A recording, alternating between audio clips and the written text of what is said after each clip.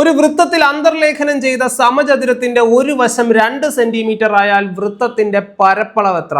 So ഇതാണ് വൃത്തം. ഭാഗ്യം നേരെ ചൊവ്വേ വന്നു. സമചതുരമാണെന്ന് അങ്ങ് സങ്കല്പിച്ചോണം, വേറെ വഴിയൊന്നും നിങ്ങൾക്കില്ല. ഓക്കെ, അപ്പം ഇതാണ് വൃത്തത്തിൽ അന്തർലേഖനം ചെയ്ത സമചതുരം. അപ്പൊ ഈ വൃത്തത്തിന്റെ കേന്ദ്രം ഇതാണ്. അപ്പൊ ഇത് 2 സെന്റിമീറ്റർ ആയിരിക്കും, ഇതിന് 2, എല്ലാം 2 വീതം ആയിരിക്കുമല്ലോ. അതാ ഇങ്ങനെ ഒരു സാധനം നമ്മൾ വരച്ചാൽ അതിനെ നമുക്ക് ഇതിന്റെ ഡയമീറ്റർ എന്ന് പറയാം, അല്ലേ? അതെ. അപ്പൊ നമുക്ക് ഡയമീറ്റർ കിട്ടും. ഡയമീറ്റർ എങ്ങനെ കിട്ടും? ഇത് മട്ടത്രികോണം അല്ലേ മക്കളെ?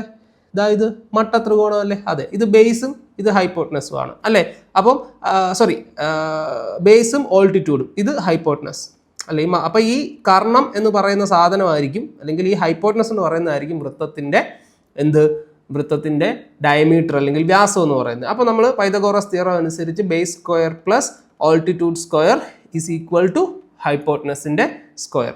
അപ്പോൾ ബേസ് സ്ക്വയർ എന്ന് പറയുമ്പോൾ 2 സ്ക്വയർ പ്ലസ് ഓൾട്ടിറ്റ്യൂഡ് സ്ക്വയറും 2 square is equal to hypotenuse square. അതായത് 2 square 4, 4 plus 4 is equal to hypotenuse square. So hypotenuse is equal to √8 എന്ന് കിട്ടും. 8ന്റെ റൂട്ട് നമ്മൾ കണ്ടുപിടിക്കുമ്പോൾ എത്ര കിട്ടും? നമുക്ക് 2√2 എന്ന് കിട്ടും. ഇനി എങ്ങനെയാണെന്ന് ചോദിച്ചു കഴിഞ്ഞാൽ 8 ഡിവൈഡഡ് ബൈ 2 4, വീണ്ടും ഡിവൈഡഡ് ബൈ 2 2, വീണ്ടും ഡിവൈഡ് ബൈ 2 1. സോ 2 2ന് പകരം ഒരു 2, പിന്നെ ബാക്കി വന്ന ഈ 2നെ നമ്മൾ റൂട്ടിനകത്തിലിടും. അങ്ങനെ നമുക്ക് 2√2 എന്ന് കിട്ടും. എന്ത്?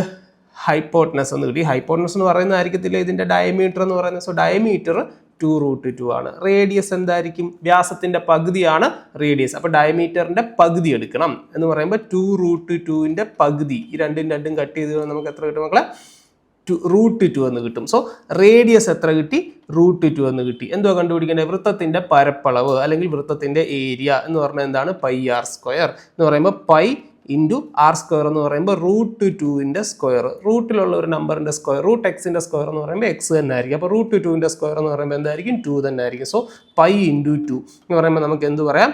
2π. സോ ആൻസർ എത്ര? 2π. ഓപ്ഷൻ എ ശരിയാണോ? തീർച്ചയായിട്ടും. സോ 2π. കണ്ടോ, വളരെ പെട്ടെന്ന് നമുക്ക് ആൻസർ കിട്ടും.